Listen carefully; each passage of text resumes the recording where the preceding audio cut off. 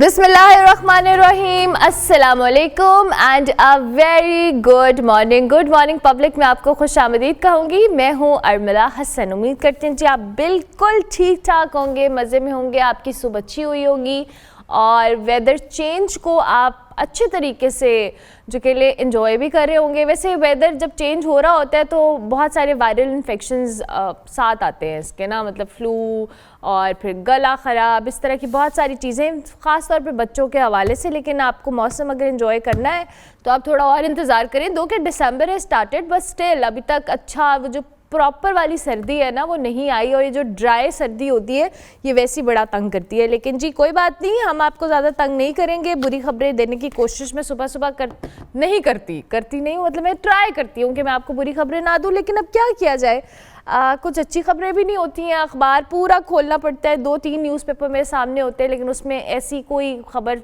नहीं होती है। जो कल थी वो मैंने आपको बता दी थी कि जी हमारी मईशत बेहतर हो रही है। ये भी आप पता नहीं किस तरह से लोग परसीव करते हैं इस चीज़ को, क्योंकि महंगाई ओवरऑल इतनी कम नहीं हुई है जितने माशी इशारिया के हवाले से हमारे प्राइम मिनिस्टर और दीगर लोग कह रहे हैं कि वो बेहतर हो रहे हैं, लेकिन उसका इम्पैक्ट डायरेक्टली आवाम के ऊपर अभी तक नहीं आया। मुल्क पर जी इक़्तिदार की जंग है कि रुकने का नाम नहीं ले रही। हुकूमत हो या अपोजिशन हो, डी चौकसाने पर जी सियासत करने में लगी हुई है। इस एहतजाज में कितनी हलाकतें हुई, क्या मामला हुआ, सभी अपना अपना कह लेना वो राग अलाप रहे हैं। हुकूमत के कुछ अरकान बज़िद हैं कि इस एहतजाज में कानून नाफिज करने वाले इदारों के अलावा कोई जाँ बहक नहीं हुआ, जबकि इसी कुछ हुकूमती अरकान ये मान भी रहे हैं कि कुछ नुकसान तो हुआ है, लेकिन इस कदर नहीं हुआ जिस कदर तहरीके इंसाफ इस हवाले से शोर मचा रही है।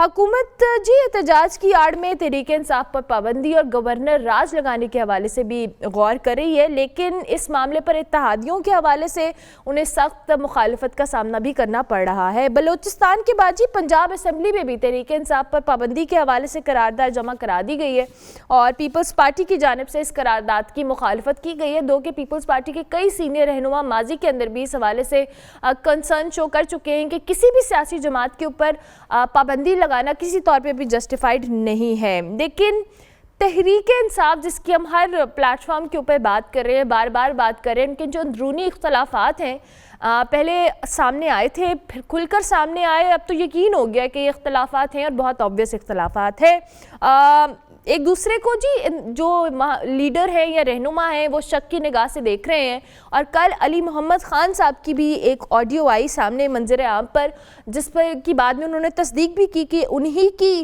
जो ऑडियो है, और ये एक टीवी चैनल के ऊपर उन्होंने इस बात को एडमिट भी किया। इस ऑडियो के अंदर ये सुना जा सकता है कि अली मोहम्मद ख़ान साहब ने कहा कि बानी पीटीआई ने भी शिकायत की कि पार्टी के ऐलानात पार्टी की तरफ से होने चाहिए थे, और उन्हें भी कहा कि आइंदा कॉल जो है पार्टी लीडरशिप देगी।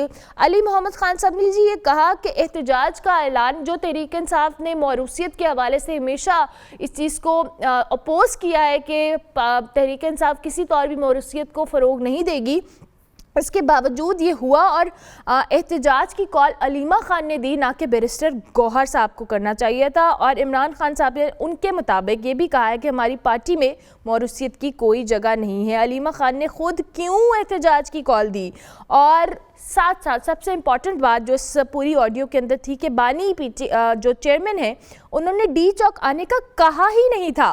बानी चेयरमैन ने सिर्फ इस्लामाबाद जाने का कहा था, और उन्होंने कहा था कि इस्लामाबाद में कारकुनान की आमद की जगह के बाद बताई जाएगी, आमद के बाद जगह बताई जाएगी। इस ऑडियो में बहुत सारी ऐसी चीज़ें थी जिस पे ज़ाहिर है ऑब्वियस हो रहा था कि क्यों मामलात इतने वर्स्ट नेज पे आए हैं, और जो बानी पीटीआई है उनकी इस हवाले से कोई उनकी राय शामिल नहीं थी। ये अली मोहम्मद ख़ान साहब की ऑडियो में सामने आया है। पीजे मीर साहब हमारे साथ मौजूद हैं। मीर साहब thank you very much, good morning, कैसे हैं आप? ठीक ठाक है? बिल्कुल ठीक जी, thank you, most absolutely all good. Mir साहब ये जो अभी हम ऑडियो की बात कर रहे हैं, आई एम श्योर कि अगर आपको क्योंकि रात को हम ये देख रहे थे कि टीवी चैनल्स के ऊपर आ रही थी और जिस पर अली मोहम्मद ख़ान साहब ने इसकी भी तस्दीक भी की, do you agree with that कि ये सारा मामला जो बानी चेयरमैन है, तहरीक इंसाफ है, उनकी जो कंसेंट इसमें शामिल नहीं था, जिस पे बार बार ये लोग कह रहे हैं कि जी ये कहा गया था बानी चेयरमैन की तरफ से, लेकिन उसके बावजूद ये नहीं हुआ? अली मोहम्मद एक रिस्पॉन्सिबल आदमी है और ये बात लीक हुई है जैसे भी हुई है, क्योंकि यहाँ टायर की हवा लीक हो जाती है, तो ये तो बात ही है। तो वो हर चीज मैं समझता हूँ कि कोई नाप तोल की बात की होगी, और ऑब्वियसली अगर पब्लिकली नहीं उन्होंने की है इसलिए कि और डिफरेंसेस पार्टी में बढ़ जाएं, पार्टी में वैसे बड़े फ्रैक्शंस बने, डिफरेंसेस आ गए हैं। तो आई टोटली एग्री कि इमरान ने ये कभी नहीं कहा होगा कि इस तरह जाओ और जाके ये करो, बिकॉज ऑब्वियसली कहते हैं वंस बिटन ट्वाइस शाय। तो उस लिहाज से ये जो कॉल आई है, और पर्टिकुलरली फिर ये उनकी जो वाइफ हैं उन्होंने भी इसको लीड किया, अली अमीन गंडापुर ने भी किया, एंड देन आपने देखा कि ये सारे फिर रिवर्स गेयर मार दिया उन्होंने। अब क्वेश्चन इज कि यहाँ I think Imran should have inquiry committee कि इस चीज को एक्सप्लेन किया जाए, एंड आई थिंक एक्सप्लेन कर देंगे तो आई थिंक पीटीआई का जो इमेज है और एक जो स्टैंडिंग है वो बेहतर हो जाएगी। And I think that is where it stands, because देखो ना, डी चौक पे अगर जाए गए इमरान अगर खुद होते तो वो कोई और बात है। ये दूसरों के अंदर इतना वजन नहीं है, इनके अंदर कोई वजन नहीं है कि ये जाएं और सिटिंग कोई भी, आप कह लो वीक से वीक गवर्नमेंट भी होगी ना, तो ये जो सिटिंग गवर्नमेंट होती है वो गवर्नमेंट होती है, तो आप उसको काउंटर नहीं कर सकते हो। तो इस लिहाज से I think it was a bad call, it shouldn't have been called. Yes, वो फाइनल कॉल कहते थे, there is nothing final till it's final, तो nothing is final because there was nothing final. So at the end of the day, आप इस चीज को wait करो, ये डेवलपिंग स्टोरी है। लेट्स सी कि what the chairman of PTI. Mir साहब सॉरी मैं आपको इंटरप्ट करूं, एक और पॉइंट जो इस कॉल के अंदर मैं आपके साथ शेयर भी कर लेती हूं, जिसमें ये कहा गया कि अली मोहम्मद खान साहब कहते हुए सुनाई दे रहे हैं कि जी जो बुशरा बीबी हैं उनकी एहतजाज में शमूलियत के हवाले से बानी पीटीआई को नहीं पता था, और ये बात बैरिस्टर गौहर साहब ने उनको बताई। लेकिन हमने देखा कि बुशरा बीबी जो हैं वो बड़ी एक्टिव थी इस सारे एहतजाज की कॉल के अंदर, चाहे वो अली अमीन गंडापुर के साथ उनकी जो आपस में कोऑर्डिनेशन हो, फिर एहतजाज में आना हो, काफिले को लीड करना हो, ये सारे फैक्टर्स हैं। क्या इतना बेखबर, क्या वाकई खान साहब थे कि उनको नहीं पता था कि ये सारी स्ट्रैटेजी अपनाई जा रही है और जो डी चौक पे जाना है उससे पार्टी को या ओवरऑल ये सारी चीजें इतना डैमेज कर सकती हैं इसको? कई चीजें हैं जब आप जेल में होते हैं बाहर आपको पता नहीं होता है। अगर आप याद करें कि जब जुल्फकार अली भुट्टो इस जेल में थे तो कई चीजें बाहर होती थी, उनको पता ही नहीं होता था। कुछ भी नहीं होता था। अब आप कह लो कि एज एंड व्हेन नेसेसरी जो इंफॉर्मेशन होती थी मिल जाती थी, and I am pretty sure कि यहाँ इमरान को नहीं पता होगा। एंड आई वुड एग्री कि बुशरा बीबी ये कोई फ्लोरेंस नाइटिंगेल तो नहीं है, या कोई ऐसी कोई पॉलिटिकल लीडर तो नहीं है कि जिनकी आवाज पे लोग निकल आएंगे, ऐसी कोई बड़ी बात नहीं है। द क्वेश्चन इज इनको नहीं आना चाहिए था, इनकी कोई पॉलिटिकल स्टैंडिंग नहीं है, एंड जिसने भी मशवरा इनको दिया कि ये आ जाएं और फातिमा जिन्ना बन जाए या मरियम नवाज बन जाए या बेनजीर भुट्टो बन जाए, वो इनका स्टेटस नहीं है। ये एक हाउसवाइफ है, और मैं यही कहूंगा कि यू नो एज पर यू नो कई पॉलिटिकल इंटरनल पीटीआई के एनालिसिस मैं आपको बता देता हूँ, बड़े डीप थिंकर्स वो कहते हैं अगर इमरान को मरवाया तो मरवाया इनकी वाइफ ने मरवाया इनको at the end of the day, because देखो वो I am sure she is a wonderful lady, she is a good person, she is a kind person, but she is not political.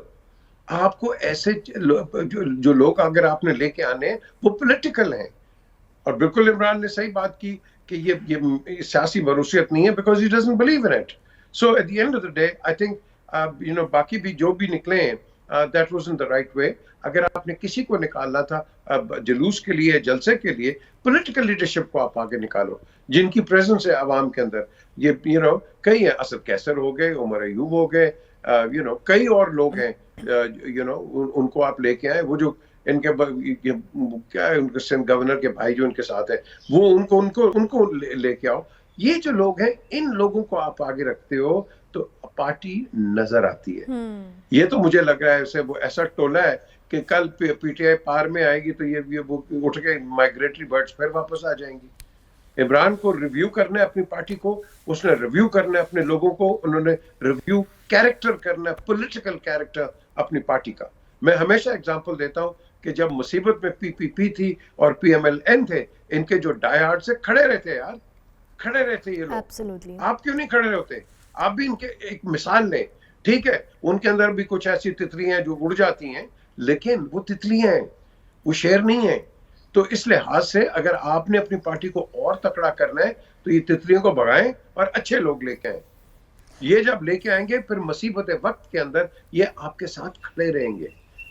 ठीक है ना? ये अगर आप जब तक आपने ये बात की कि जाहिर है कि इस वक्त में जब तहरीक इंसाफ के ऊपर एक मुश्किल वक्त है, हम सब जानते हैं, ऐसे में एक स्ट्रॉन्ग लीडरशिप का होना, स्ट्रॉन्ग स्टैंड के साथ उनका मौजूद होना बड़ा इम्पॉर्टेंट है। लेकिन हमने देखा है कि जो बानी चेयरमैन है तहरीक इंसाफ के, हमेशा से उनको इस बात का अदराक रहा है कि उनके इर्द गिर्द या पार्टी के अंदर ऐसे लोग मौजूद हैं जो कहीं ना कहीं उनको डबल क्रॉस भी कर रहे हैं और उनके साथ उनकी जो तमाम तो चीज़ें हैं उसको कॉम्प्लिकेट करने में भी बहुत इंपॉर्टेंट रोल प्ले कर रहे हैं। डू यू थिंक कि उस वक्त भी उनको फिल्टर करना चाहिए, ना कि अब वो चीज़ें आगे प्रोलॉन्ग कर रही हैं और तहरीक इंसाफ जो कि ऑलरेडी इतने हॉट वाटर्स के अंदर है उसके बावजूद वो मज़ीद उसमें स्ट्रगल करने पे मजबूर हो रही है? मैंने खुद प्राइम मिनिस्टर हाउस में जाके 2 लोगों के नाम बताए थे, इनके वजीर थे, सिटिंग वजीर, कि वो क्या कर रहे हैं।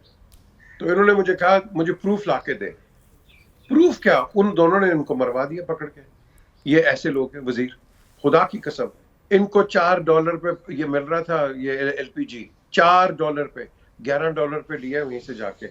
जब इनको मैंने कहा था कि गवर्नमेंट को 1 टका खर्चना नहीं पड़ेगा, $4 पे दे रहे थे वो, और गवर्नमेंट का 1 टका नहीं खर्चना था। लेकिन unfortunately no action was taken. The question is कि यहाँ अब देखो कई ऐसे लोग हैं इनके जिन्होंने इनको मरवाया। फॉर एग्जांपल वो गुलाम सरवर खान है, वो PIA के जो एविएशन के मिनिस्टर बन गए। वो मुझे बताओ कि किस बेसिस पे उन्होंने PIA की इंफॉर्मेशन दी है और हाउस के अंदर, और PIA का जनाजा निकाल दिया। आज वो सब जाके बैठ गए हैं उसके अंदर, PMLN के अंदर। क्या ये प्लांटेड थे? क्या ये इन्होंने डिलिबरेटली किया था कि PIA को बंद किया जाए? मुझे बताए ना, इसकी इंक्वायरी आप करवाएं। इस पे तो कोई बात ही नहीं कर रहा। जो मरवाने वाला है पूरे इदारे को और डिसइंफॉर्मेशन, आप मुझे बताएं, PIA की पायलट्स की क्रेडिबिलिटी को आपने 0-0 कर दिया है because of this man. No, people who do wrong, whether A party, B party, C party, अपनी पार्टी को उनको पकड़ना चाहिए। ये नहीं करना चाहिए कि बिकॉज उनकी वजह से आपके पास कुछ चंद लोग हैं तो आप उनको लेके चले। नहीं, national interest has to be number 1, not number 2। और ये हर पॉलिटिकल पार्टी को करना चाहिए। जो गलत काम करे पकड़ो, बाहर निकालो, या उसको उसके खिलाफ चार्ज करो। हम नहीं करते। क्यों जी? बंदे लेके आया हुआ है। और यही वजह है उन्होंने, हमारी सियासत भी सॉलिड नहीं होती है, और हमारा कोई भी लीडर, ये नवाज शरीफ को ले ले, इसको इमरान को ले लो, अपने बेनजीर को ले लो, इनकी वीकनेस कहां से आती है? इन चमचों से आती हैं, साइकोफेंस who destroy the very fabric of democracy, और लोगों को तकलीफें पहुंचाते हैं। क्यों? क्योंकि खुद ये बड़े अच्छे लोग बन जाते हैं। मैंने कई दफा नवाज शरीफ को भी कहा, मैं कहा जी देखो तुहाडे को लान गए, कहेंगे देखो कितने अच्छे सर आपने कपड़े पहने, क्या आप अच्छे लग रहे हैं, ये कर रहे हैं, फलाना कर रहे हैं। अच्छा 10 मिनट चमचागिरी करेंगे, फिर जाते वक्त अच्छा सर वो मेरा काम ये है, जरा काम ये कर दे। पहले ये करते हैं ये लोग। इस तरह की इनकी तो ये तो आप सियासत की बात कर रहे हैं मीर साहब, ये तो कॉर्पोरेट वर्ल्ड हो या कहीं भी हो, यहाँ पर हर जगह ये खुशामदी मरवाते हैं ज़्यादातर। ये तो सियासत का मामला तो बड़ा मुख्तलिफ, आप उस सेंस में कह रहे हैं ना कि काम निकलवा लेते हैं। यहाँ इर्द गिर्द लोग जो आपको बता रहे होते हैं और आपको हाइप अप कर रहे होते हैं, वही कहीं ना कहीं आपको इंटरनली डैमेज भी कर रहे होते हैं। अच्छा मीर साहब, अब मामला ये है कि तहरीक इंसाफ ने फिर सोचा है कि वो एक बार फिर इस्लामाबाद जाएंगे, और अली अमीन गंडापुर साहब ने धमकी लगाई है कि गवर्नर राज लगाना है तो लगा के देख लें, फिर हम देखते हैं कि सूबे में कैसे रहते हैं। अब जो रिपोर्ट्स आ रही हैं, लोग मर गए हैं, मारे गए या शूट हुए हैं, अब ये इसके ऊपर there has to be a committee जो कि फॉर्म करनी चाहिए। तो अवाम को सच बताना चाहिए। अगर तो ये लोग मरे, लोग कह रहे हैं, हालांकि आज मैंने शायद खकाना बासी को सुना है, एक आदमी भी अगर मर गया है या 100 मर गए या 300 मर गए हैं, द क्वेश्चन इज ये नहीं होना चाहिए। Bullets can not be used in a political rally. ये अगर शुरू हो गया काम, और मैं आज आपके शो के अंदर कह रहा हूँ, you are heading towards a civil war. ये civil war Pakistan can not afford, we can not go on that route. हमें ऐसी जगह पे नहीं जाना चाहिए।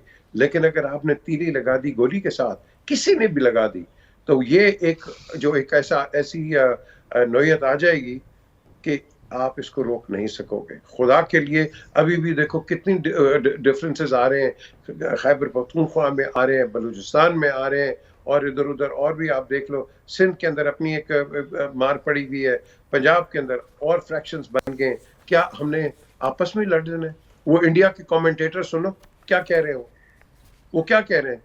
मैं उसको दोहराना नहीं समझता हूँ कि यह एक अच्छी बात होगी, लेकिन अब वो शुरू हो गए हमारे खिलाफ। हमने तो आप कह लो कि हमारा जो एडवर्सरी है, जिसको हम दुश्मन कहते हैं, हमने खाना उसको दे दिया उसकी प्लेट के अंदर डाल के। अब वो कर रहे हैं, हम करें ना करें, अब वो कर रहे हैं। तो अगर हम कब तक बंद कर देंगे इन चीजों के?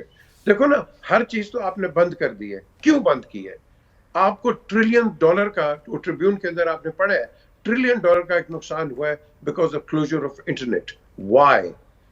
मुल्क आगे चलते हैं, और याद रखना वो मुल्क कभी तरक्की नहीं कर सकते, ना करेंगे, जो अपने आप को तनकीद उन पे करना बर्दाश्त ना करें। तनकीद होनी चाहिए, तनकीद से भागना नहीं चाहिए। तनकीद से ये नहीं होना चाहिए कि इसको बंद कर दो, उसको बंद कर दो, इसको। ये सॉल्यूशंस नहीं है, ये डिस्ट्रक्शन के सॉल्यूशंस हैं। आप डिस्ट्रक्शन पे मत जाएं। हर एक की आवाज सुनो, करो खुद। आपके पास मैंडेट है, आप गवर्नमेंट हो, करो। लेकिन ये तनकीद अगर हो रही है, अगर अवाम कर रही है या कुछ हो रहा है, ओ भाई करने दो, क्या कर देंगे? क्या ये बनाना रिपब्लिक है आपको भगा देंगे? No, you must be strong. लेकिन साथ साथ तनकीद करने वाले को भी चाहिए कि कानून के दायरे में रहो। लेकिन यहाँ तो हम कानून देख ही नहीं रहे। कोई इधर से गोली चल रही है, उधर से ये हो रहा है, फलाना ये हो रहा है। I mean what are we doing? Mini wars. तो अगर ये, अब आपने जो सवाल किया है, अगर ये आगे निकला, तो कल अगर ये आर्म्स एंड एम्युनिशंस लेके आ जाएंगे और इनके ऊपर भी फायरिंग हो जाएगी, तो फिर तो एक we are looking at a bloodshed.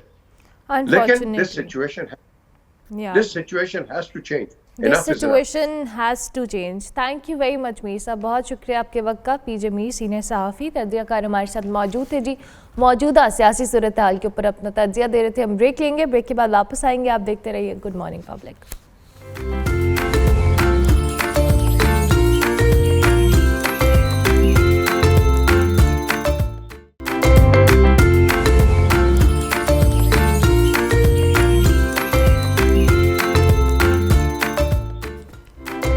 Welcome back to good morning public ji. Break के बाद वापस आ गए। कुछ क्रिकेट की बात करेंगे। खेल के मैदान में जी आपको पता है गुज़िश्ता रोज़ पाकिस्तान ने जिम्बाब्वे को T20 मैचेस की, जो 3 मैचेस की सीरीज़ है, उसके पहले मैच में 57 रन से शिकस्त दी है और 1-0 की बढ़ती हासिल कर ली है।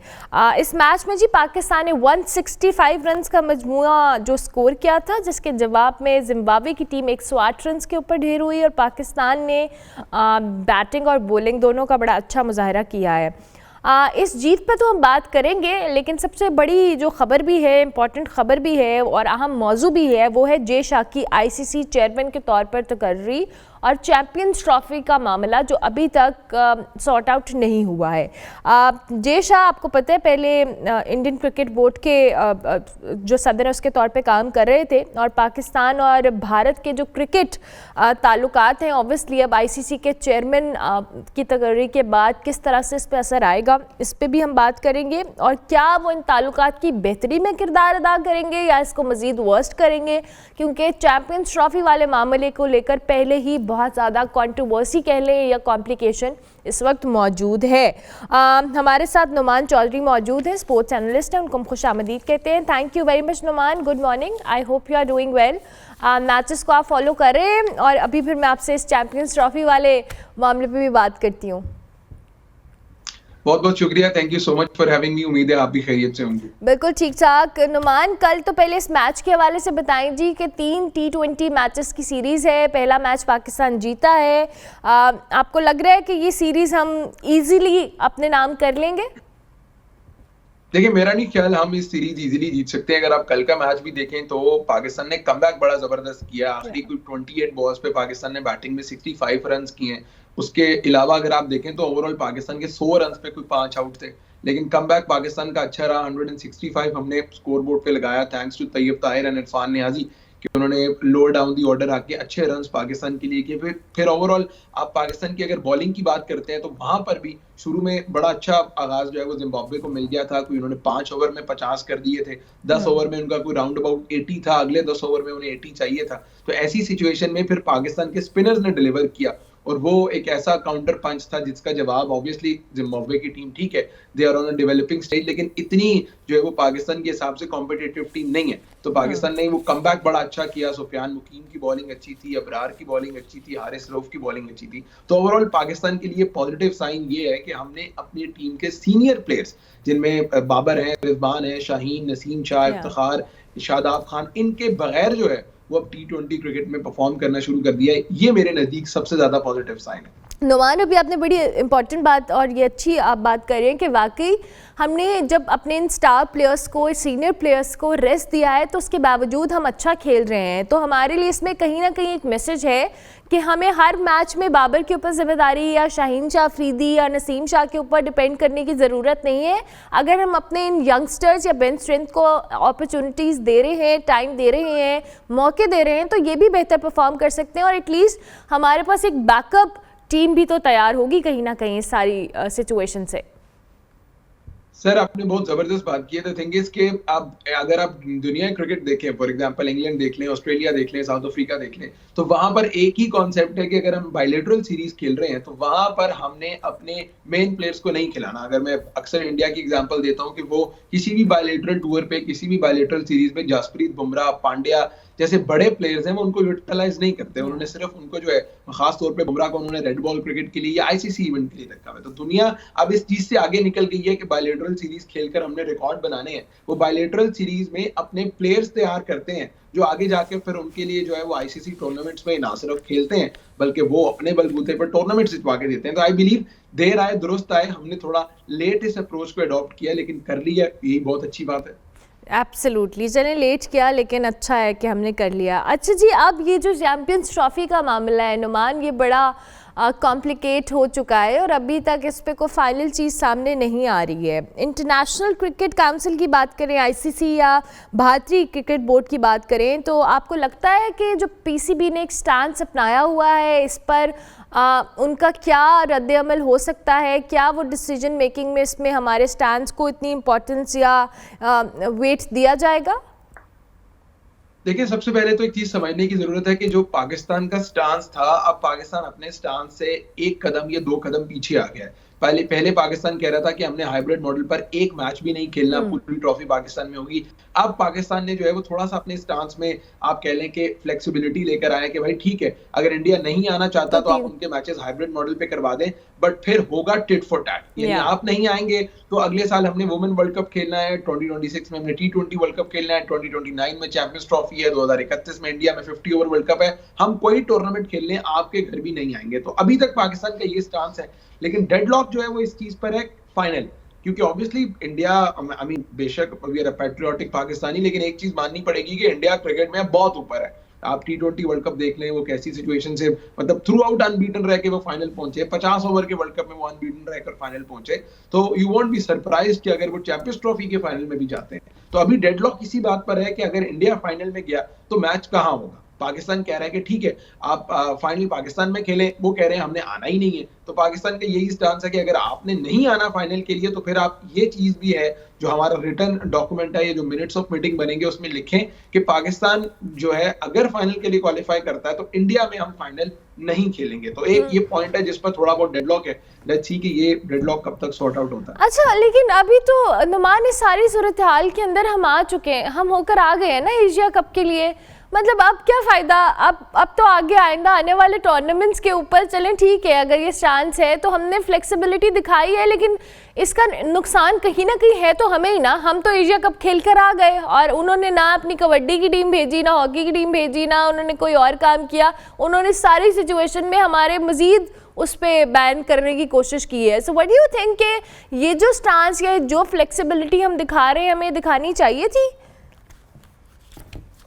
देखिए, सबसे पहले आपको थोड़ी ग्राउंड रियलिटी अगर हम इस पे बात कर लें तो ओवरऑल ग्राउंड रियलिटी यही है कि जो आईसीसी का ओवरऑल रेवेन्यू है, मतलब वो कहते हैं कि घर का एक बड़ी एग्जांपल लेमैन यूज की जाती है कि घर का सबसे बड़ा बेटा अगर सबसे ज्यादा इनपुट दे रहा है तो उसी की सुनी जाती है। तो ओवरऑल अगर आप आईसीसी का रेवेन्यू देखें तो इसमें कोई शक नहीं है कि सबसे बड़ी मार्केट इंडिया है, सबसे ज्यादा स्पॉन्सर्स इंडिया जनरेट करता है, सबसे ज्यादा रेवेन्यू इंडिया जनरेट करके देता है। ओवरऑल जो ब्रॉडकास्टर है वो इंडिया का है, हर चीज इंडिया को फेवर कर रही है क्योंकि they are bringing in more money. तो शायद एक ये वजह है कि हमारा जो भी स्टांस रहा है इंडिया के अगेंस्ट वो इतनी ज्यादा देर वैलिड रह नहीं सकता, because they have the power of money. वो हर चीज को पैसे से कंट्रोल करते हैं। ठीक है, रियलिस्टिकली स्पीकिंग देखा जाए तो पाकिस्तान का बड़ा जबरदस्त स्टांस था, भाई नहीं हमारा इवेंट है 2021 में जब हमने होस्टिंग राइट साइन किए उस मीटिंग में आप भी मौजूद थे 2024 अक्टूबर में। ये बड़ी सरप्राइजिंग चीज है कि आईसीसी ने एक प्रॉपर जो है वो एक मेमोरेंडम, एक लेटर बना के सिक्योरिटी प्लान हर क्रिकेट बोर्ड को भेजा, जिसमें बीसीसीआई ने भी उस सिक्योरिटी प्लान पे एग्री किया।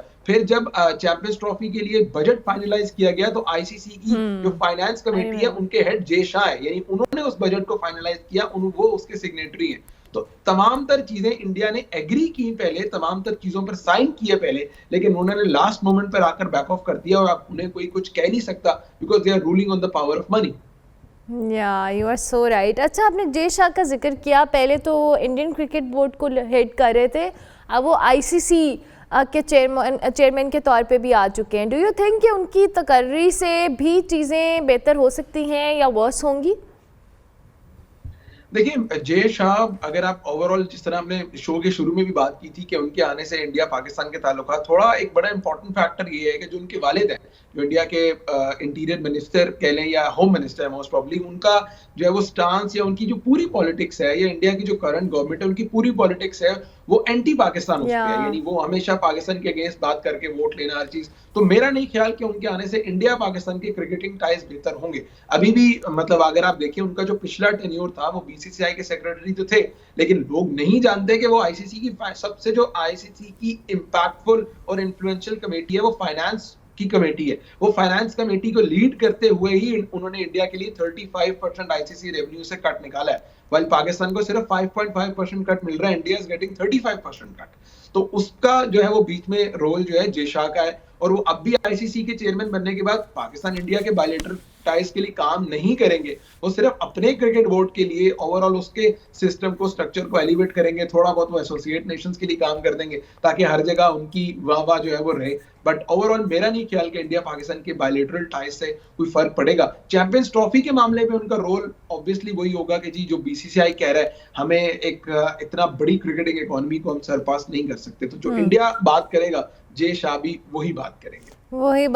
अच्छा, मैं दोबारा से जो हाइब्रिड मॉडल की बात हम कर रहे हैं, अब ये जो पीसीबी ने अपने स्टांस पे एज वी सेट के फ्लेक्सिबिलिटी लेकर आए हैं, लेकिन अगर ये अब हाइब्रिड मॉडल को चूँकि पाकिस्तान क्रिकेट बोर्ड किसी तौर पे भी ओन करने को तैयार नहीं थी कि हम हाइब्रिड मॉडल पे नहीं जाएंगे, लेकिन अब अगर कोई और फार्मूला लाया जाता है सारे सिनेरियो के अंदर, तो फिर हम इसको हाइब्रिड की जगह कोई और नाम देंगे? और क्या पाकिस्तान को सिर्फ क्या, क्योंकि हमने चेयरमैन जो पीसीबी है मोहसिन नकवी साहब, उन्होंने कहा था कि जी हम इस पे फिर कानूनी रास्ता भी इख्तियार कर सकते हैं या चीज़ें, तो क्या सिर्फ उसको रोकने के हवाले से ये मॉडल पेश किया जाएगा हाइब्रिड के नाम से हटके, या वाकई आपको लगता है कि अब ये कोई फ्लेक्सिबिलिटी की वजह से ही कोई चीज़ें बेहतर होंगी? देखिए, हाइब्रिड का चूंकि नाम इतना क्लीशे बन गया है कि मतलब अब हाइब्रिड ऐसा लग रहा है कि छेड़ हो गई है। हाँ, एग्जैक्टली, ऐसा लगता है कुछ छेड़ा है आपको हाइब्रिड बात करके। तो उन्हीं तमाम तर चीजों को चेंज करने के लिए अब इसका नाम या तो पार्टनरशिप फार्मूला होगा या फ्यूजन फार्मूला होगा वही बेसिकली आप यहाँ से कर लें या यहाँ से कर लें, बस वो थोड़ा कान पकड़ देंगे आपको कहीं ना कहीं। हाँ, आपने एग्जैक्टली। और आप जिसने कानूनी रास्ते की बात की है, तो देखिए कानूनी रास्ता तब इख्तियार किया जाता है जब कोई रिटर्न चीज हो। इंडिया ने आज तक आपको लिख के नहीं दिया कि हम आपके मुल्क में नहीं आ रहे। इंडिया ने आज तक आईसीसी को जो लिख के दिया वो आईसीसी आपको नहीं दे रहा कि हम आपके मुल्क में नहीं आ रहे। तो कानूनी रास्ता उसी सूरत में इख्तियार किया जा सकता है। आप किसी भी कोर्ट ऑफ आर्बिट्रेशन में चले जाएं, आप कहेंगे वो हमारे मुल्क में नहीं आ रहे, हमारे पास होस्टिंग राइट्स है, वो आपको कहेंगे रिटर्न दिखा दें। रिटर्न आपके पास है ही नहीं, क्योंकि रिटर्न उन्होंने आपको अभी तक दिया ही नहीं है। तो वो आपसे 2-4 कदम हमेशा आगे रहे हैं, और वो आइंदा आने वाली चीजों में भी आपसे 2-4 कदम आगे रहेंगे, तो आपको थोड़ी फ्लेक्सिबिलिटी और दिखानी है, इसी फॉर्मूले को एक्सेप्ट करना है, इस चीज पर शुक्र करना है जो आपको मिल रहा है, एंड देन आपको इससे सीखना है कि आप जो अपना घर का ब्रांड है पीएसएल उसको एलिवेट करें, अपनी क्रिकेट को एलिवेट करें, ताकि आप भी फिर किसी स्ट्रॉन्ग उस पे आके मुकाबला कर सकें। You are so right. वैसे लेकिन thank you very much Numan, बहुत शुक्रिया कि आपने अर्ली इन द मॉर्निंग हमें ज्वाइन किया। नुमान चौधरी स्पोर्ट्स एनालिस्ट हमारे साथ मौजूद थे जी। उनके मुताबिक हमें फ्लेक्सिबिलिटी दिखानी पड़ेगी, but I am so glad कि पीसीबी ने ये जो एक स्टबन या एक स्ट्रिक्ट स्टैंस लिया था कि जी हम होस्ट कर रहे हैं तो इंडिया को आकर खेलना पड़ेगा, लेकिन जाहिर है वो बात भी अपनी जगह पर ठीक है और ये बात भी अपनी जगह पर ठीक है कि हमें अपने ब्रांड को, अपनी क्रिकेट को, अपने सारे सिस्टम को इतना स्ट्रॉन्ग करना है कि हम किसी के प्रेशर में ना आए और हम फिर जब अपना स्टांस अपनाएं तो उसको भी सुने आईसीसी। दैट्स वेरी अनफॉर्चुनेट कि अगर हम इस मॉडल के ऊपर या हाइब्रिड जिसे हम छेड़ का लफ्ज़ कह रहे हैं कि इस पे जाना पड़ेगा या कोई और फार्मूला भी आता है, तो ये हमारे लिए अच्छा नहीं है, क्योंकि हम बिलाखिर अच्छे होस्ट हैं, ये सबको पता है, चाहे इंडिया खुद एडमिट करता है इस बात को। सो आई होप कि चीज़ें अच्छे नोट के ऊपर जो है वो कंक्लूड हों। हम ब्रेक लेंगे जी, ब्रेक के बाद वापस आएंगे। आप देखते रहिए good morning public.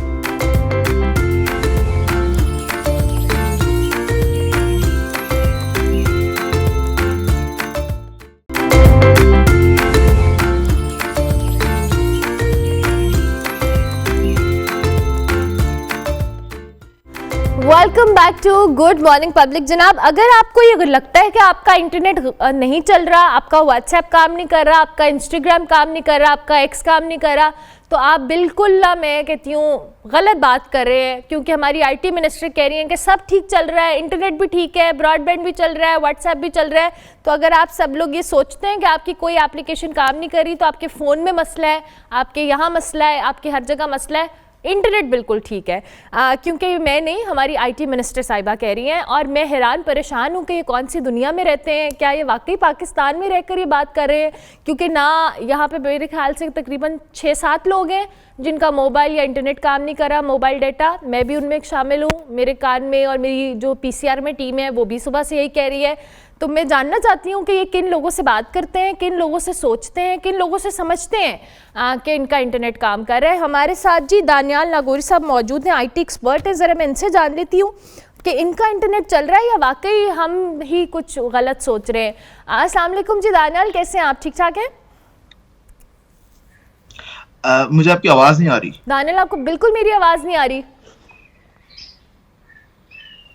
Unable to hear you. हाँ, दानियाल को मेरी आवाज़ नहीं आ रही। मैं अलबत्ता ये बात आपको बता दूं कि दानियाल की जी ऑडियो का चेक कीजिएगा क्या मामला है, लेकिन हमने कल देखा कि मुख्तलिफ जो प्लेटफॉर्म्स हैं, इनफैक्ट कल नहीं, जब से इंटरनेट की बंदिश का मामला हुआ, शायद कोई कुछ रिपेयर कर रहे थे वो लोग ना, जो उन्होंने हमें बताया था कि हम कुछ रिपेयर कर रहे हैं, वो रिपेयर ऐसा हुआ कि उसके बाद सब ख़राब हो गया, क्योंकि हमारा ना इंटरनेट चला, ना मोबाइल डाटा चला, और अभी कोई एप्लीकेशन भी बड़ी मुश्किल से चल रही है। अगर आपको वॉइस नोट भेज रहे हैं तो वो जा नहीं रहा, कोई पिक्चर सेंड कर रहे हैं तो वो सेंड नहीं हो रही है, और बाकी सारे हुकूमती वज़रा जो हैं, हुकूमती अरकान हैं, या जितने लोग हैं, जब वो एक्स के ऊपर स्टेटस डाल रहे हैं, वो VPN के इस्तेमाल से कर रहे हैं या वाकई उनका इंटरनेट ऐसी जगह पे वो मौजूद हैं जहाँ पे उनका इंटरनेट बिल्कुल ठीक चल रहा है और उनको कोई मसला नहीं हो रहा। तो ये आई एम सरप्राइज्ड, वरिड कि क्या हो रहा है, एक मुल्क में रहते हुए आधे लोगों का इंटरनेट और मोबाइल ठीक चल रहा है, हम सब बड़े परेशान हैं कि क्या हो रहा है। सो ये जी इंटरनेट सर्विसेज की बहाली के हवाले से क्या मामलात हैं, चूँकि हमारी IT मिनिस्टर साहिबा ने अखबार में खबर लगी है कि ब्रॉडबैंड बंद नहीं किया हमने, सर्विस मुकम्मल फाल है। दानियाल साहब, आपको मेरी आवाज़ आ रही है? जी, आपकी आवाज़ आ रही है। अच्छा दानियाल साहब, मेरा एक $1 मिलियन क्वेश्चन है आपसे कि हम सब जो कह रहे हैं कि हमारा इंटरनेट, मोबाइल डाटा, एप्लीकेशंस ठीक नहीं चल रही, हम गलत कह रहे हैं, या जो हमारी IT मिनिस्टर साहिबा है वो कह रही है कि कुछ ख़राब नहीं है, सब ठीक है? नहीं, बिल्कुल आप जो है सही कह रही हैं। सबसे पहले तो आपका शुक्रिया प्रोग्राम में इनवाइट करने के लिए। आप देखें कि इस वक्त कितने अफसोस की बात है कि कुछ टाइम पहले तक मैं टॉक शोज में बैठ के बात करता था कि हम डेवलपिंग कंट्रीज में आते हैं, हमें ये चीज़ें, ये स्टेप्स लेने चाहिए, और आज हम ये बात कर रहे हैं कि हम जो चीज़ें चलती हुई हैं उसको रिटेन कैसे करें। मतलब यहाँ पर अभी आपके साथ मुझे कनेक्ट होने के अंदर भी कितना टाइम लगा है। तो ये IT मिनिस्टर साहब का मैंने कल भी एक स्टेटमेंट देखी थी कि तमाम चीज़ें जो है, कोई इंटरनेट के अंदर कोई प्रॉब्लम नहीं है, हमने कोई अपना सर्विसेज डाउन नहीं की हुई है, लेकिन मतलब व्हाट आई कैन से ना, मतलब कुछ हार्ड वर्ड में यूज नहीं करना चाह रहा, लेकिन पूरी इंडस्ट्री इस वक्त डिस्टर्ब है और हर एक बंदा जो है परेशान है। और यकीन कीजिए आप, ये लोग इस वक्त जो अफोर्डेबल हैं, जो अफोर्ड कर सकते हैं, वो पाकिस्तान से जा रहे हैं।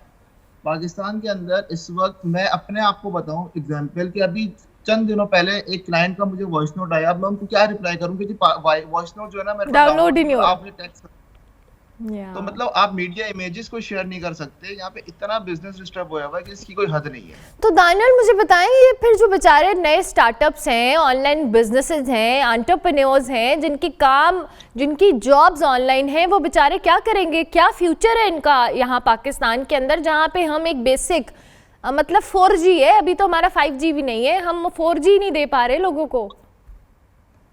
आप देखें, आप स्टार्टअप्स की बात कर रहे हैं, आप हम जैसे जो इस वक्त एस्टेब्लिश्ड हैं, जो बिजनेसेस ऑलरेडी चल रहे हैं, उन्हें रिटेन करना मुश्किल हो चुका है। मतलब न्यू स्टार्टअप्स की बात क्या की जाए। मैं आपको पता है कि मास स्केल के ऊपर हम एजुकेशन प्रोवाइड करते हैं, हम जो क्लासेस ले रहे होते हैं वहाँ पे इंटरनेट जो है अपना नहीं चल रहा, वहाँ पे अपना इंटरनेट सर्विसेज बंद है, फिर सारे क्लाइंट्स, इंटरनेट से क्लाइंट्स डिस्टर्ब हुए हैं। तो कहने का मकसद ये है कि गवर्नमेंट, अच्छा ये तमाम चीजें की भी क्यों जा रही हैं? ये तमाम जो मैस क्रिएट हुआ हुआ चंद सालों से, 1-2 सालों से, उसको सिर्फ छुपाने के चक्कर में पूरा इस वक्त पाकिस्तान जो है सर्वाइव कर रहा है। तो मैं ये आपके प्लेटफॉर्म से रिक्वेस्ट करूंगा कि खुदारा अपना होश के नाखुन लें और इन तमाम चीजों को जल्द से जल्द जो है रिकवर करें। अच्छा दानियल, अब VPN का इस्तेमाल भी बड़ा एक मुअम्मा बन गया था। पहले जी आया कि हुकूमत की तरफ से हम VPN बैन कर रहे हैं, इस पर एक फतवा भी आया कि जी VPN नहीं होना चाहिए, लेकिन कल फिर हमने देखा, उन्होंने कहा कि हम VPN बैन नहीं कर रहे, क्योंकि मुझे लगता है आधे से ज़्यादा लोग जो मिनिस्टर्स हैं हमारे, वो VPN का इस्तेमाल करते हुए आवाम को बाखबर करते हैं कि सब ठीक है, इंटरनेट ठीक चल रहा है, क्योंकि वो ख़ुद VPN का इस्तेमाल कर रहे होते हैं। डू यू थिंक कि ये VPN के इस्तेमाल से ही मसला ठीक होगा, या हम फिर आदी बना लें अपने आप को इसी तरह के स्लो इंटरनेट के या ना होने के बराबर जो है? देखें, ये तो कोई हल नहीं है। आप अगर VPN का इस्तेमाल से चीजें चलाएंगे तो ये तो कोई सॉल्यूशन नहीं है ना। हम किस तरीके से आगे बढ़ेंगे? क्या हम यही करते हैं कि अभी VPN ब्लॉक किया तो हम उसका ऑल्टरनेट देखें, फिर गवर्नमेंट उसके पीछे लग जाए, जी लोग इस तरीके से इस्तेमाल कर रहे हैं, उसको ब्लॉक करने पे लग जाए? तो ये तो कोई सॉल्यूशन नहीं है।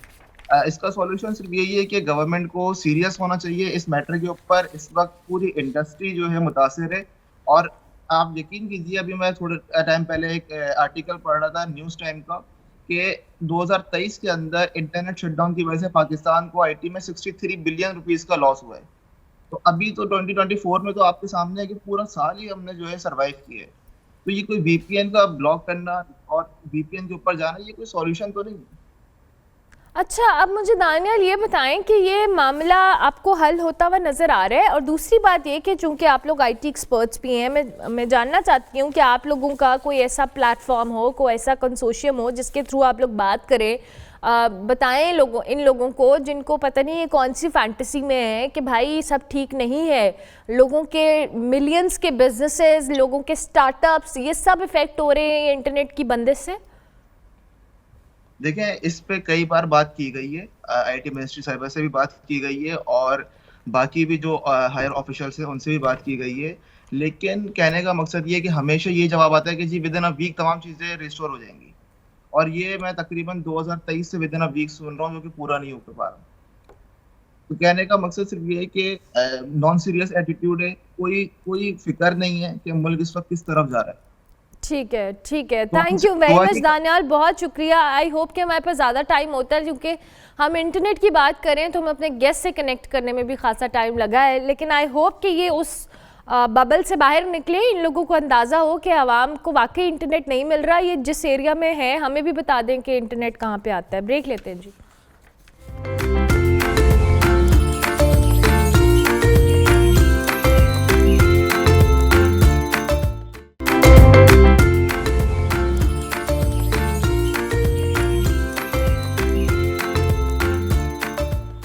Welcome back to good morning public जी। कराची के हवाले से अब हम बात करेंगे। पाकिस्तान का सबसे बड़ा शहर है, इक्तिसादी मरकज़ होने के बावजूद बेशुमार मसाइल है जिनका हम आए रोज़ जिक्र भी करते हैं, और कराची की जब बात करना चाहते हैं हम अच्छे अल्फाज में बात करना चाहते हैं, और दो के कराची में इतना पोटेंशियल है, हमारा शहर है, वहाँ के लोग हैं, मेहनती हैं, प्रोफेशनल हैं, लेकिन उसके बावजूद जो मसाइल हैं वो भी इतने ही बड़े हैं। हम स्ट्रीट क्राइम्स की बात करें, पानी की कमी के हवाले से बात करें, बिजली के मसाइल की बात करें, फिर गंदगी है, और उसके अलावा बेहंगम ट्रैफिक है, बढ़ते हुए जराइम की जो शरह है, ये सारे वो मसाइल हैं जो कि बहुत बेसिक मसाइल हैं जिनका हल निकालना ज़िम्मेदारी है, लेकिन जो ओवरऑल मसाइल हैं वो बढ़ते चले जा रहे हैं। हुकूमत की तरफ से जी किए जाने वाले जो इक़दामात हैं और दावे हैं वो अमली तौर पर तो कामयाब होते हुए हमें नज़र नहीं आते। सड़कों के निज़ाम के हवाले से भी हमने पिछले कई दिनों में काफ़ी प्रोग्राम्स किए हैं, बल्कि इनफैक्ट हम रोज़ कराची के इशू के हवाले से कुछ ना कुछ ज़रूर बात करने की कोशिश करते हैं। लेकिन सवाल यहाँ पे यही है कि कराची की तरक्की के जो हुकूमती दावे हैं कब हकीकत बनेंगे, कब इनके रिप्रेजेंटेटिव जो आते हैं बात करते हैं कि जी हमने कराची के लिए ये किया, कराची के लिए वो किया, क्या किया, क्यों नज़र नहीं आ रहा। ये आप जो मनाजिर देख रहे हैं ये एक डेवलप्ड सिटी के मनाजिर हैं जिसको हम पाकिस्तान का सबसे बड़ा शहर कहते हैं, इक्तिसादी पोटेंशियल जिसमें इतना ज़्यादा मौजूद है। हमारे साथ मुनम ज़फ़र साहब मौजूद हैं, अमीर जमात इस्लामी है, उनको हम खुश आमदीद कहते हैं। Thank you very much sir, good morning, I hope you are doing well. ये जो हम कराची, बहुत शुक्रिया आपके वक्त का, ये जो हम कराची की बार बार बात करते हैं हम अच्छे अल्फाज में बात करना चाहते हैं। सर हमारी बड़ी ख्वाहिश है कि वहाँ के लोग भी उसी तरह की ज़िंदगी गुजारें और अच्छी ज़िंदगी गुजारें, क्योंकि उनका राइट है और ये उनका बेसिक राइट है कि वो स्ट्रीट क्राइम हो उससे महफूज रहें, सड़कों का निज़ाम हो, बिजली का, पानी का, सारी चीज़ें प्रॉपर उनके लिए अवेलेबल हों।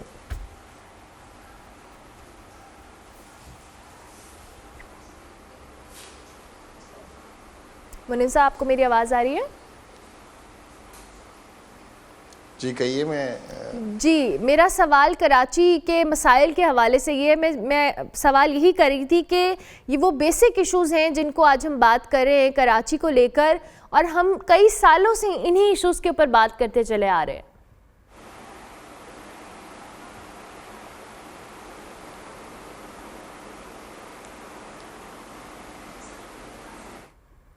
मुझे लगता है कोई कनेक्शन का इशू है, प्लीज़ इसको सॉर्ट आउट करें और फिर हम मुनीम ज़फ़र साहब से बात करने की कोशिश करते हैं। जी अमीर जमात इस्लामी हमारे साथ मौजूद है।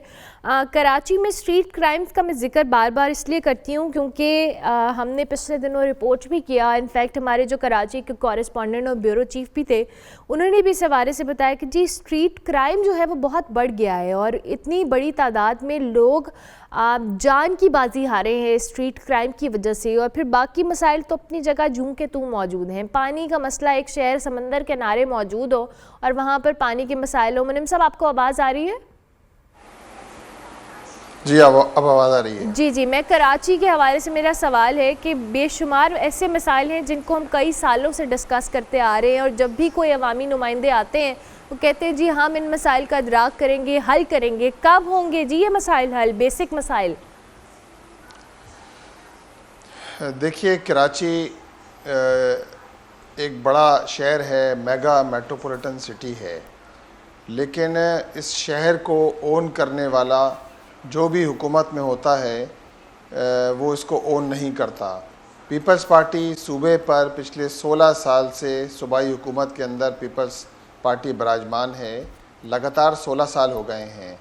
उससे पहले MQM 1986 से लेकर आज तक हर वफाकी हुकूमत का, हर सूबाई हुकूमत का किसी न किसी तरह हिस्सा रही है, लेकिन कराची में तामीर के, तरक्की के काम अमलन नहीं हुए। जो काम हुआ 2001 से लेकर 2005 तक, जब सिटी डिस्ट्रिक्ट गवर्नमेंट थी और सिटी डिस्ट्रिक्ट गवर्नमेंट का निज़ाम था, जिसके नतीजे में UC लेवल तक, ज़ेली सतह तक लोगों को तामीर और तरक्की के काम होते नज़र आए नेमतुल्लाह खान साहब के दौर में। असल बात यह है कि शहर को ओन किया जाए, शहर के मसाइल के हवाले से संजीदगी का मुजाहरा किया जाए, जो कम से कम पीपल्स पार्टी से उम्मीद नहीं है। आज भी अगर आप देखें कि बड़ी मुश्किल से उन पार्टियों ने कि जो अपने आप को जमहूरी कहती हैं, जो कहती हैं कि हम बैलेट पर यकीन रखते हैं, लेकिन यही पार्टियां वो हैं कि जो बल्दियाती इंतखाबात नहीं कराती और जो ज़ेली सतह पर बल्दियाती इंतखाबात जो बिल्कुल जमहूरियत की नर्सरी हैं, जहाँ से लोग आगे बढ़ते हैं और पॉलिटिक्स के अंदर आगे बढ़ते हैं, लोगों की खिदमत का जज्बा लेकर बढ़ते हैं।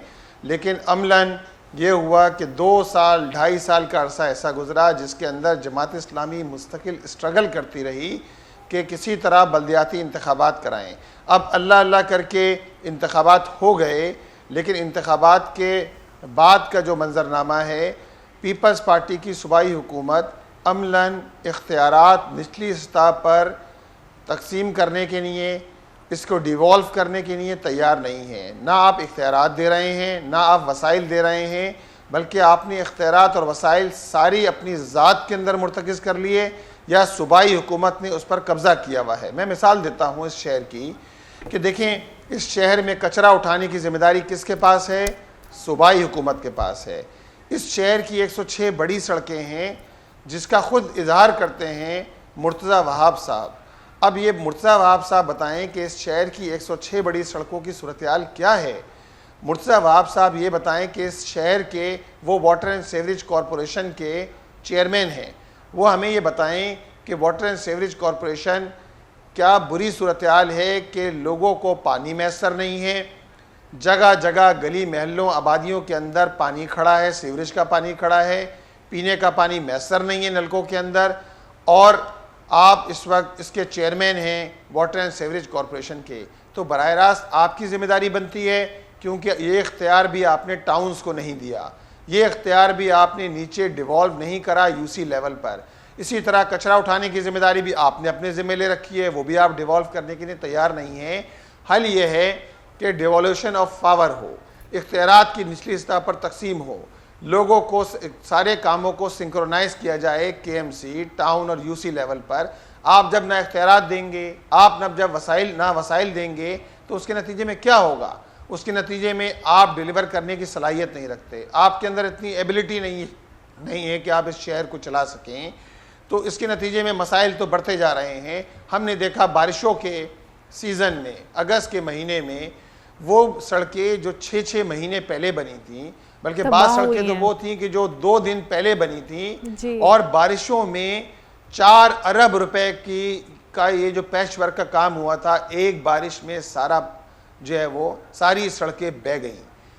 और दूसरी तरफ सूरत-ए-हाल ये है कि हमें 19 बरस गुजर गए, इस शहर को पानी का एक बूंद कतरे का इजाफा नहीं हुआ इस शहर के निज़ाम के अंदर। नेमतुल्लाह खान साहब कराची के सिटी नाजिम थे 2001 से लेकर 2005 तक। हम अल्लाह का शुक्र अदा करते हैं कि जमात इस्लामी ने K3 प्रोजेक्ट नेमतुल्लाह खान साहब के दौर में मुकम्मल हुआ, और अल्हम्दुलिल्लाह K4 की फिजिबिलिटी मुकम्मल हुई। फिजिबिलिटी बनने के बाद इस पर काम शुरू होना था। 2008 से लेकर 2014 तक सिर्फ खाना पूरी होती रही, और K4 के नाम पर 14 अरब रुपए डुबो दिए गए, ज़ाया कर दिए गए, गलत रूट बनाकर K4 के मंसूबे का कि पानी कहाँ से आएगा, कहाँ जाएगा, रूट ही गलत था। 14 अरब रुपए डूब गए, और अब ये काम करने चला है, वापडा काम कर रहा है। कोई इम्कान नहीं है कि अगले 3 साल के अंदर भी शहर के मैं आपकी बात को इंटरप्ट कर रही हूँ माजरत के साथ, लेकिन अब मसला ये है कि ये सारे मसाइल आप भी जानते हैं, हम भी जानते हैं, और आई एम श्योर कि जो इस वक्त हुकूमत में है, जो इख्तियारात को आगे सही से डिसॉल्व नहीं कर रहे हैं, उनको भी इन बातों का अदराक है। लेकिन इस सारी जंग के अंदर ये जो सारा मसला है, इसके अंदर जो कराची के अवाम है वो किस अजियत से दो चार है। मेरा कुछ हफ्ते पहले कराची जाने का इत्तेफाक हुआ, और मैं बड़ी हैरान हुई कि वहाँ पे जो सड़कों का हाल है, जो कि मतलब मैं पहले देख कर आई थी, उससे भी बदतर है। मतलब दुनिया भर में ऐसे शहर, मेट्रोपॉलिटन सिटीज़ जो हैं वो तरक्की करते हैं, अपने आप को इवॉल्व करते हैं। हम अभी तक इसी जो कह लें बहस के अंदर पड़े हैं कि एक शहर जो समंदर के किनारे है वहाँ पानी नहीं मिल रहा, वहाँ बिजली नहीं है, वहाँ सड़कें नहीं है, वहाँ स्ट्रीट क्राइम है, लोगों की जान माल का कोई तहफ़्फ़ुज़ नहीं है। तो सर ये किसने करना है और कैसे करना है? देखिए, जिनके पास इख्तियार होगा वही करेंगे ना जी, जिनके पास वसाइल होंगे वही करेंगे। सूबाई हुकूमत 3000 अरब रुपए का इनका बजट है। इस बजट का 96% कराची देता है। अब कराची जो 96% सूबाई बजट में हिस्सा डाल रहा हो, जो इनकम टैक्स की मद में वफाक को 42% अदा कर रहा हो, जो एक्सपोर्ट की मद में 54% अदा कर रहा हो, वो शहर अगर इन एक महरूमी का मंजर पेश कर रहा है तो इसके ज़िम्मेदार मुस्लिम लीग नून, पीपल्स पार्टी और MQM है। और ये पार्टियां मुस्तकिल इक़्तिदार में रही हैं और इन्होंने कुछ डिलीवर नहीं किया। कराची के लिए सिर्फ पैकेजेस का ऐलान होता रहा। PTI हुकूमत थी, 1100 अरब रुपए के पैकेज का ऐलान हुआ, आज तक पता नहीं चल सका कि वो पैकेज कहाँ गया। कभी 162 अरब रुपए के पैकेज का ऐलान हो रहा है, कभी 65 अरब रुपए के पैकेज का ऐलान हो रहा है, लेकिन कराची के अंदर अमलन काम होता नजर नहीं आ रहा। आपने सड़कों की बात की, सड़कें 4 अरब रुपए लगाकर इन सड़कों पर पैचवर्क किया गया। आप मुझे बताइए कि ये करप्शन नहीं है तो और क्या है कि एक सड़क का नाम तो कराची के लोगों ने एक दिन की सड़क रख दिया, वो सड़क एक दिन के अंदर बह गई, बारिश की नज़र हो गई। इसका मतलब ये है कि ना आप मटेरियल सही इस्तेमाल कर रहे हैं, ना पैसा सही जगह लग रहा है। जब आप ड्राइविंग सीट पर ऐसे लोगों को बिठाएंगे जो रिश्वत लेने वाले हों, जो माल हड़प करने वाले हों, जिनका काम ही यही हो कि वो 100 रुपये में से 80 रुपये की करप्शन करें, 15 से 20 रुपये अगर लग गए तो लग गए, तो उसके नतीजे में तो सड़कों का हाल यही होगा। आप देखें कौन सा मुल्क ऐसा है, कौन सा पाकिस्तान का शहर ऐसा है कि जहां टैंकर चलते हों। इस शहर के अंदर पानी सप्लाई होता है, टैंकरों के जरिए सप्लाई होता है, लोगों के घरों के अंदर पानी नहीं आता। कौन जिम्मेदार है? ये जिम्मेदार तो वही लोग हैं ना कि जिनके पास इख्तियार है। और पीपल्स पार्टी 16 साल से बरसर इक़्तिदार, MQM उसकी इत्तेहादी, वफाक के अंदर उसकी इत्तेहादी, मुस्लिम लीग नून को कराची से कोई गर्जी नहीं है। वो कराची में पलटकर कराची के लोगों को पूछना गवारा नहीं करते। कराची इंडस्ट्रियल हब है, कराची की इंडस्ट्री पूरे पाकिस्तान की इंडस्ट्री का 57% है। यहाँ के लोग अल्हम्दुलिल्लाह टैक्स में जब इतना हिस्सा डालते हैं तो उनका हक तो बनता है ना कि वो लोग सवाल करने में तो आज़ाद है ना कि क्यों कराची को उसका जायज़ हक नहीं मिलता। कराची को उसका जायज़ हक मिलना चाहिए, इख्तियारात को निचली सतह पर डिलीवर होना चाहिए, टाउन और UC की सतह पर। मैं आपको बताता हूँ, देखें, हम दावे नहीं करते, हम सिर्फ बात नहीं करते कि हम लेग पुलिंग करें, हम लोगों को सिर्फ कहते हैं ना कि वो टांगे खींचने वाला काम किया जाए या सियासी पॉइंट स्कोरिंग की जाए।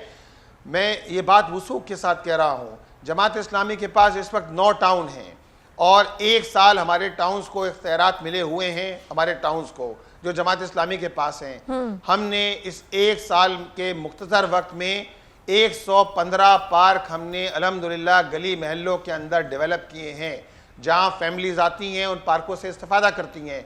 हमने इस 1 बरस के मुख्तसर वक्त में 44,000 स्ट्रीट लाइट्स दुरुस्त की हैं या नई स्ट्रीट लाइट्स लगाई हैं, ताकि गली महल्ले आबादियाँ कम अज़ कम इन 9 टाउन्स के अंदर जो जमात इस्लामी के पास हैं, हमने इस बात की कोशिश की है कि यहाँ रोशनी का प्रॉपर इंतज़ाम किया जाए गली महल्लों आबादियों के अंदर।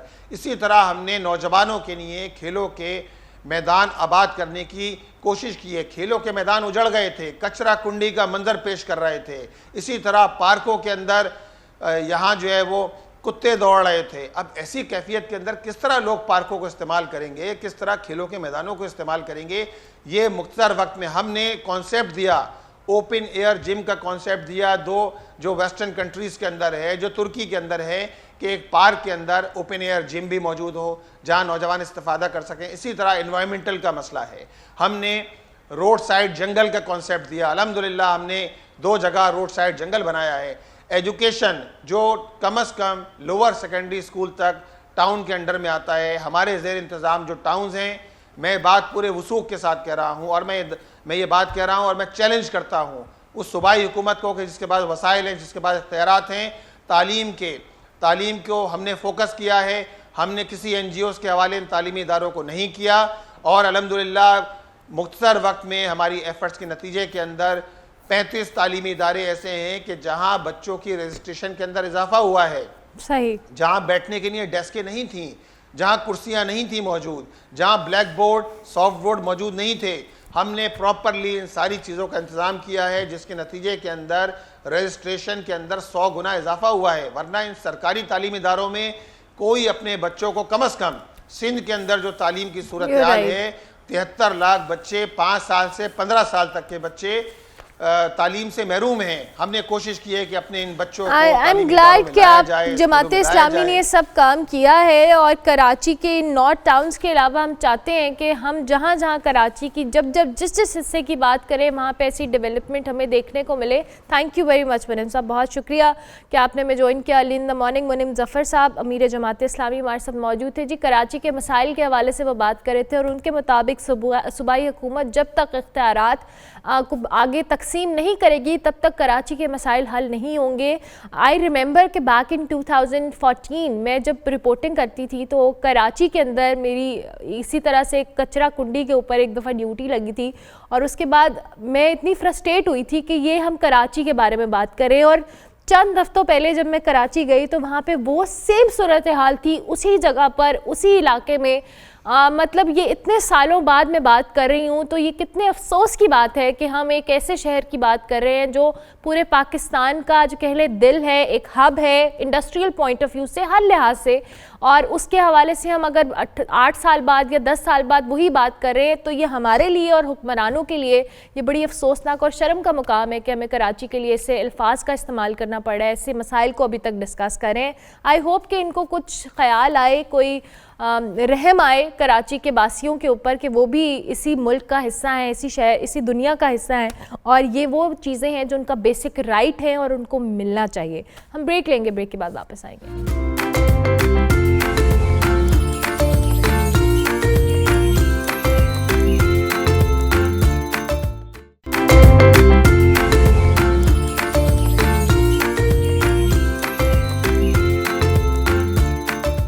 Welcome back to good morning public ji. Break के बाद वापस आ गए हैं। नौ मुंतखब जो अमरीकी सदर हैं डोनाल्ड ट्रंप, उन्होंने दुनिया भर के जो उभरते हुए इकॉनमी के ग्रुप हैं ब्रिक्स को अमरीकी डॉलर के मुतबादिल करेंसी मुतारिफ करवाने की कोशिशों पर सख्ती से खबरदार किया है। और ट्रंप ने कहा है कि अगर ब्रिक्स ममालिक डॉलर के मुतबादिल करेंसी की हिमायत करते हैं या अपनी करेंसी मुतारिफ करवाते हैं तो उन पर 100% टैक्स जो है वो आयद किया जाएगा। साथ साथ ये भी कहा है डोनाल्ड ट्रंप ने कि आलमी मईशत में अमरीकी डॉलर का कोई मुतबादिल नहीं है और इस किस्म के इक़दाम से जो ममालिक हैं उनको अमरीकी मईशत में जगह नहीं मिलेगी। इस वक्त जी ब्रिक्स ग्रुप के जो ममालिक हैं अपने तजारती ताल्लुकात को मज़ीद मुस्तहकम करने के लिए अपनी करेंसी में तजारत के जो कह लें मामले पर गौर भी कर रहे हैं। और क्या ये ममालिक जो है अमरीकी धमकियों के बावजूद अपनी करेंसी लाने में कामयाब होंगे या नहीं, और डॉलर के मुतबादिल जो करेंसी है उसकी पूरी दुनिया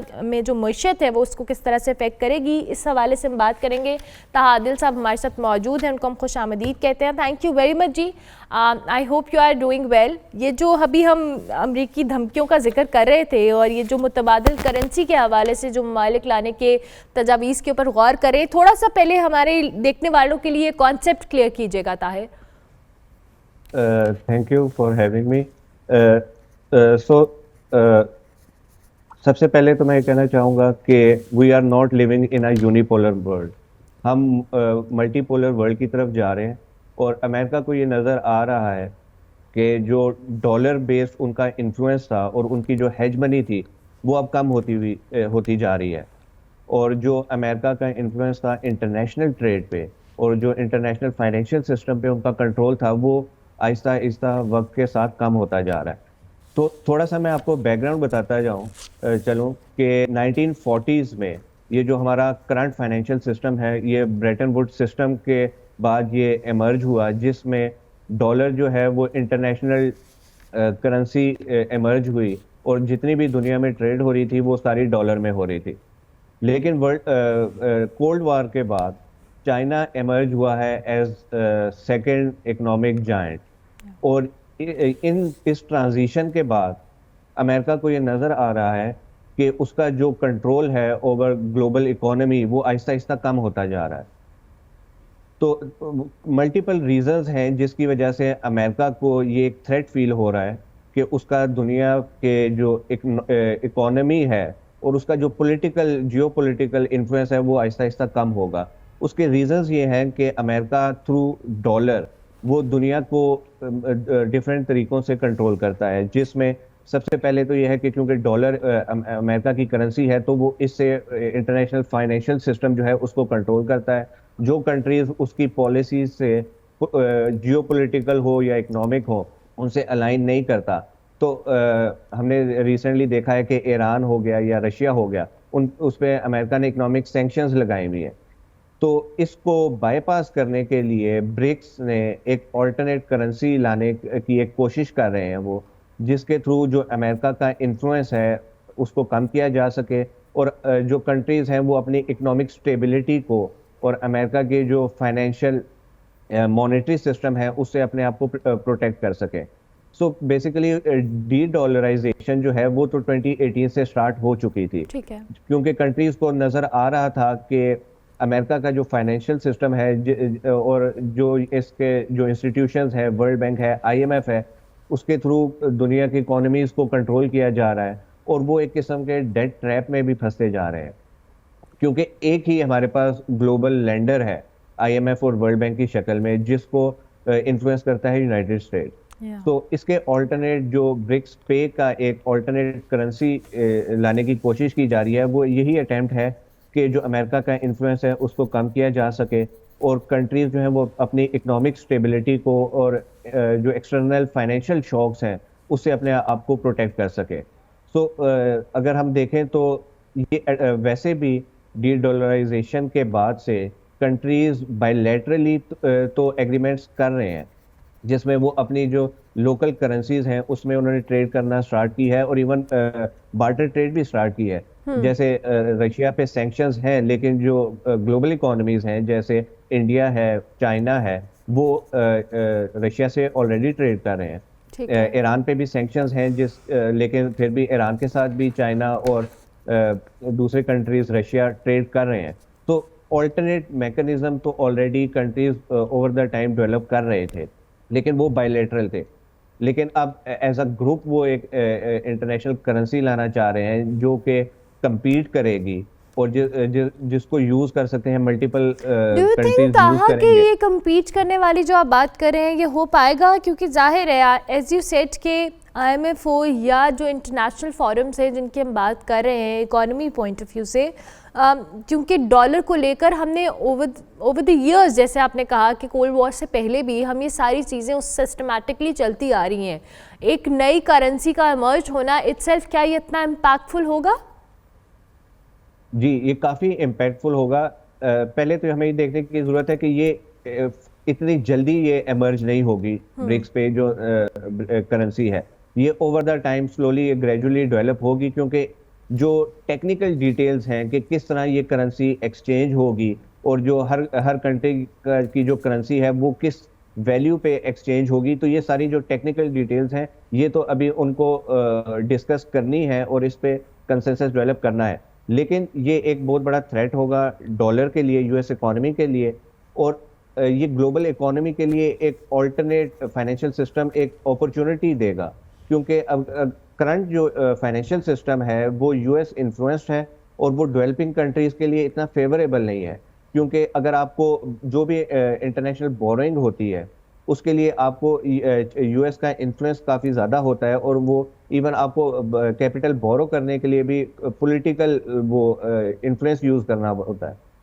जबकि अगर ये ऑल्टरनेट सिस्टम आएगा तो इवन डेवलप्ड या डेवलपिंग कंट्रीज के लिए एक न्यू कैपिटल स्ट्रीम जनरेट होगी और ये ओवरऑल जो डेट मार्केट और जो कैपिटल मार्केट है उसमें थोड़ा सा कंपटीशन इंक्रीज होगा, तो ये सारे कंट्रीज के लिए फेवरेबल होगा, क्योंकि जैसे न्यू करेंसीज आएंगी तो थोड़ा सा कंपटीशन क्रिएट होगा और जो ओवरऑल कॉस्ट ऑफ डेट है वो भी बाकी कंट्रीज के लिए, इवन स्पेशली डेवलपिंग कंट्रीज के लिए भी कम होगी।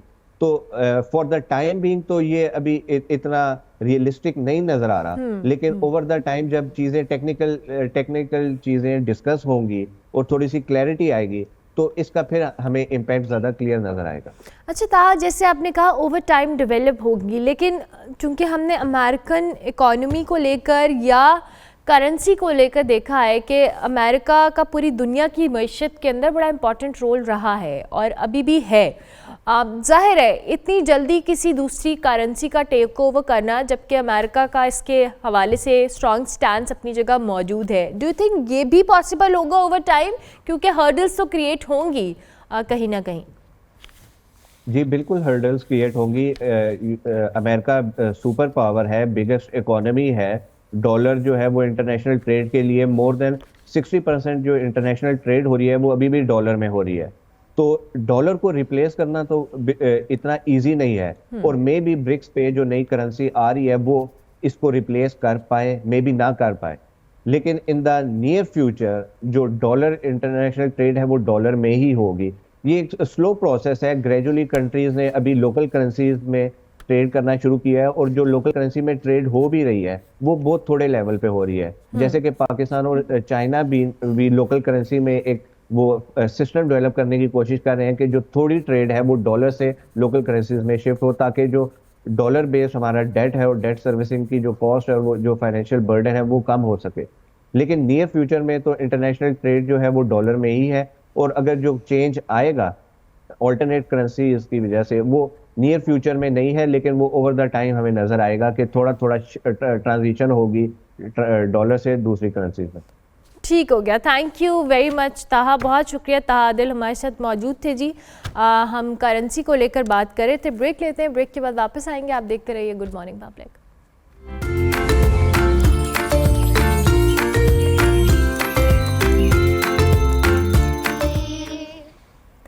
ये वीडियो आपने सोशल मीडिया पे तो देखी होगी, और आपने स्कर्दू के जो खूबसूरत पहाड़ हैं उनके अंदर ये खूबसूरत नात पढ़ता हुआ बच्चा भी देखा होगा। सौले जलाली इनका नाम है, जो कि स्कर्दू के उस्वा स्कूल से ताल्लुक़ रखते हैं, और ये अपने स्कूल की असेंबली में खूबसूरत नात पढ़ रहे थे। हमने सोचा कि आपकी मुलाकात करवाई जाए सौले से। सौले अस्सलाम वालेकुम, कैसे हैं आप? वालेकुम सलाम, अल्हम्दुलिल्लाह ठीक हूँ। साले मुझे ये बताएं कि आप कितने अरसे से नात पढ़ रहे हैं, और कितना आपने सीखा है नात पढ़ना, या आपने खुद से ही आपको आती थी हमेशा से? अल्हम्दुलिल्लाह मैं बचपन से पढ़ रहा हूँ और अभी भी पढ़ता रहूँगा, ये सिलसिला जारी रखूँगा।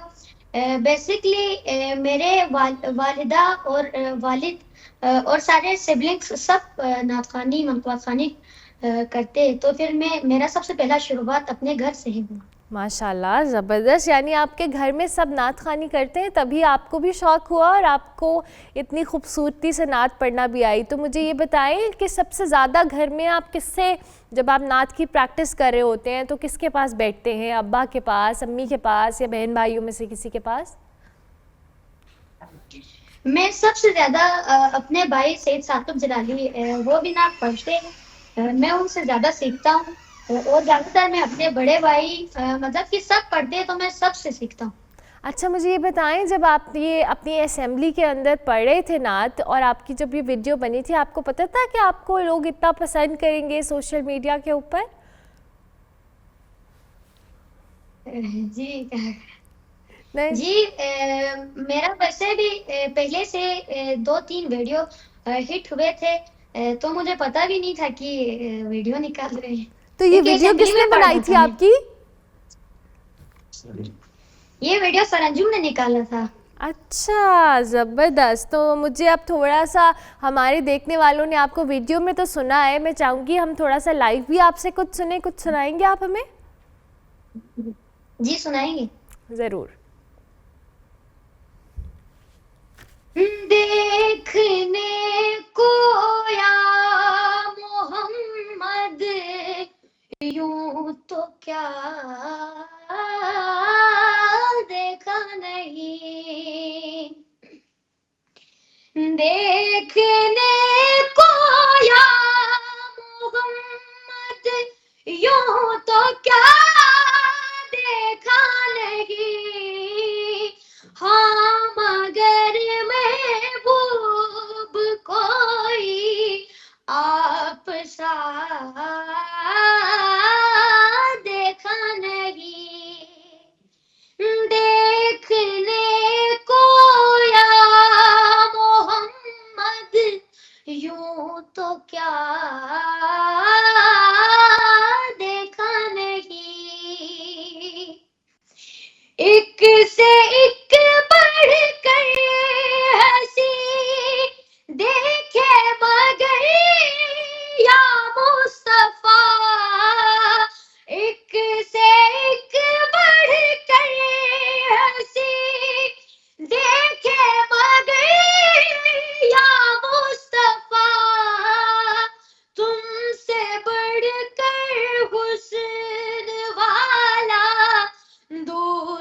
देखा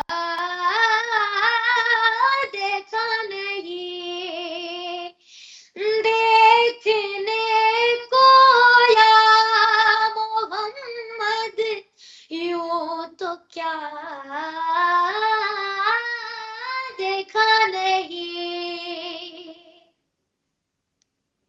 अल्लाह भाई, बहुत खूबसूरत आवाज़ है। साले, आपने ये नात खानी कंटिन्यू करनी है और बहुत आपने सोचा है कि आपने इसको प्रोफेशनली भी आगे लेके जाना है, क्योंकि अभी तो आप बहुत छोटे हैं। जी मैंने ये सोचा भी हुआ है कि जब तक अल्लाह ताला मुझे तौफीक देंगे तब तक मैं पढ़ता रहूँगा। इंशाल्लाह इंशाल्लाह अल्लाह ताला आपको तौफीक दे। मुझे ये बताएं, नात खानी के कंपटीशंस में पार्टिसिपेट करते हैं या सिर्फ खुद से स्कूल में अपने वैसे क्लास के अंदर पढ़ते हैं? जी बिल्कुल, मैं कंपटीशन में भी हिस्सा लेता हूँ। ज़बरदस्त। तो आगे क्या प्लान्स हैं? नात खानी के अलावा कौन सी क्लास में पढ़ते हैं? बड़े होके क्या बनना है, क्या सोचा है? 6 क्लास में मैं पढ़ता हूँ और बड़े होकर ये भी सोचा है कि इंशाल्लाह मैं अपने नात खानी के सिलसिले को जारी भी रखूंगा और आगे जाके अपने फ्यूचर में मैं डॉक्टर बनूंगी। इंशाल्लाह आप डॉक्टर बनेंगे और ज़रूर बनेंगे। मुझे ब्रेक लेनी है, लेकिन मैं ब्रेक पर जाते जाते आपसे रिक्वेस्ट करूंगी कि आप कुछ और नात हमें सुनाएं और हम उसी पे ब्रेक पे चले जाएंगे। जी। तेरी निस्बत का शरफ कर गया मुमताज मुझे, वरना कर देता ज़माना नजरअंदाज मुझे। तेरी निस्बत का शरफ कर गया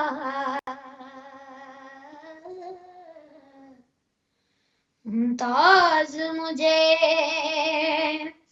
तेरी आवाज पे कुछ ऐसे कहा है पे, तेरी आवाज पे कुछ ऐसे कहा है पे, अब सुनाई नहीं देती कोई आवाज मुझे, वरना कर देता ज़माना नजरअंदाज मुझे। तेरी निस्बत का शरफ कर गया मुमताज मुझे।